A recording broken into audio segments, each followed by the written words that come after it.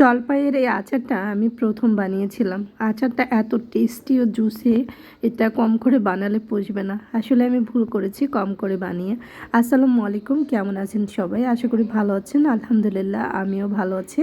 তো এখানে জলপাই নিয়ে আসছিলাম আচার, তেলের আচার করার জন্য। তারপর আমি সামনে আসলো এই ভিডিওটা জলপাই আচারের। তো এটা দেখে ভাবলাম যে এটা বানিয়ে ফেলি। বানানোর পর যে এতটা মজা হবে আমি ভাবতেও পারিনি। সত্যি কথা, সিরিয়াসলি আমার ছোট বাবু অনেক মজা করে এই আচারটা খেয়েছে। এর জন্য আমি এখান থেকে কিছু বাছাই করা জলপাই নিয়েছি আচারটা তৈরি করার জন্য। তো এরকম করে সুন্দর করে কেটে নিয়েছি। তো দেখেন কীভাবে কেটেছি, আপনাদেরকে একটু শেয়ার করে দেখিয়ে দিলাম। আর এখন এখানে ধুয়ে সুন্দর করে একটা হাঁড়ির ভিতর উঠিয়ে নিচ্ছি যে জলপাই কটা আমি আচার দিব। আমি এখানে অল্প নিয়েছিলাম ভুল করে, এত মজা হবে বুঝতে পারিনি, তাহলে বেশি করে নিতাম। আর সবাই প্লিজ আমার ভয়েসটা স্কিপ করবেন, আমার প্রচণ্ড ঠান্ডা লেগেছে, তাই ভয়েস একদমই ভালো আসতেছে না। যদিও আমার ভয়েস অত বেশি ভালো না, তার মাঝে আবার ঠান্ডা। আর এখানে আমি 1 কাপ পরিমাণ চিনি দিয়ে দিয়েছি। এখন নিচে পানি আছে, মানে আচার থেকে যেহেতু ধুয়ে নিয়েছি আচারগুলো, তো পানি তো অবশ্যই ছাড়বে। তো চিনিটা দিয়ে ঢাকনা দিয়ে ঢেকে রাখবো আর একটু ঝাঁকানি দিব, তাহলে চিনিগুলো উপর নিচ হয়ে যাবে। তখন দেখবেন এটা আস্তে আস্তে করে পানি ছেড়ে দিবে। কিছুক্ষণ পরে এসে দেখেন এটার অবস্থা সম্পূর্ণ চিনি গলে একদম পানি পানি হয়ে গেছে এরকম। তো এখন আমি এই যে দেখেন আচারগুলো কিন্তু আরও নরম সফট হয়ে গেছে। এখন অনেকক্ষণ ভিজিয়ে রেখেছিলাম, প্রায় 2 থেকে 3 ঘন্টার মতো ভিজিয়ে রেখেছিলাম এরকম চিনির ভিতরে। এখন আচারটা তৈরি করতে চলে আসলাম।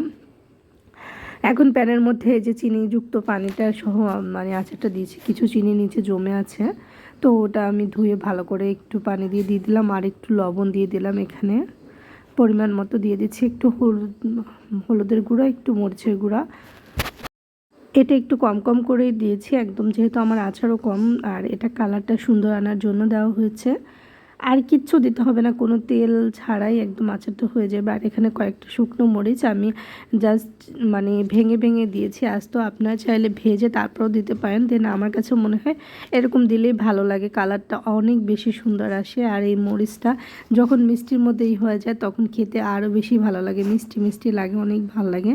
আর অনেকক্ষণ জাল করার পর দেখেন আচারটার মধ্যে একদম রসটা ঢুকে গিয়েছে, রসে টই টুম্বুর হয়ে গেছে। আর এখানে একটু গরম মশলা আমি ভেজে নিয়েছিলাম, সেটা দিয়ে দিচ্ছে। তো এই তো আমার আচারটা একদম প্রায় রেডি হয়ে গেছে। এখন নামিয়ে নেওয়ার পালা। তো নামানোর আগে আরেকটু জাল করে নিব, কালার করে নিব, যাতে মনে হয় যে গুড়ের মধ্যে আচারটা করেছি, যদিও আমি চিনি দিয়ে করেছি। তো কালারটা একটু এরকম টাইপের নিয়ে এসেছি দেখেন জাল করতে করতে। আর একদম মিষ্টি, খুবই মজার, মানে রসালো একটা রসে টই টম্পুর আচার। আর এটা তো বাচ্চারা অনেক বেশি পছন্দ করবে। বাচ্চারা কিন্তু এই আচার খেতে অনেক বেশি পছন্দ করে। বাইরের অস্বাস্থ্যকর আচার না খাইয়ে বাসায় আমরা এভাবে করে তৈরি করে বাচ্চাদের খাওয়াতে পারি, এটা কোনো ক্ষতিকর কারণ হবে না আশা করি। তো এটা আসলে ভালোই, কারণ এখানে শুধু চিনি আর জলপাই দেওয়াই হয়েছে। আর তার